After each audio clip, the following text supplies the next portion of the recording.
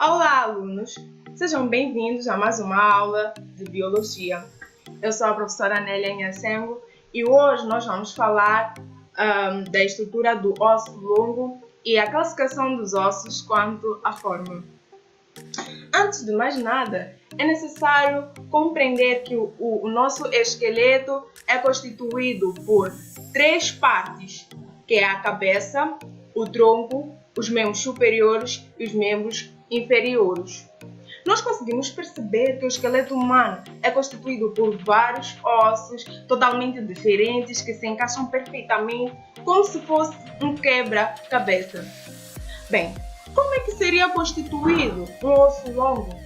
Um osso longo é constituído por duas extremidades chamadas de epífises, e essas epífises contêm lá cartilagem que servem como amortecedoras e protetoras dos nossos ossos. E entre a epífise nós encontramos uma porção mediana alongada chamada de diáfise. E entre a diáfise e a epífise nós encontramos uma outra porção chamada de metáfise. É na metáfise onde nós encontramos o tecido cartilaginoso quando jovens. Quando nós somos mais jovens, estamos ainda em fase de crescimento, aquela porção da metáfise é constituída por tecido cartilaginoso, esse que é flexível e vai sendo substituído pelo processo chamado de ossificação.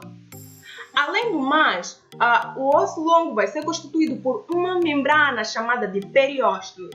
Periósteo por estar na periferia ou ao redor do osso. Fazendo um corte longitudinal, nós vamos perceber que na diáfise o osso tem uma cavidade oca, que é chamada de cavidade medular, onde se aloja a medula em formato de tecido adiposo, ou seja, em formato de gordura. É por isso que chama-se tecido adiposo, por ser constituído por quê? Pela gordura. E nas epífises, nós encontramos que a estrutura do osso é constituído pelo tecido ósseo esponjoso. Esponjoso exatamente por possuir lá cavidades. E é nessas cavidades onde são produzidas as células sanguíneas, como já havíamos referido na aula passada.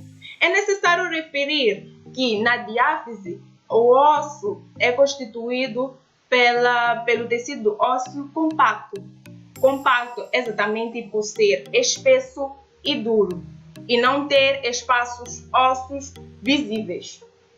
Bem, quanto à classificação dos ossos, nós vamos partir agora para três tipos, ou vamos classificar esses ossos quanto ao seu formato em três. Os ossos longos, os ossos curtos, os ossos chatos ou laminares. Os ossos longos são caracterizados por possuir um comprimento relativamente maior que a sua largura e a sua espessura. Os ossos curtos têm a espessura, o comprimento, a largura semelhante.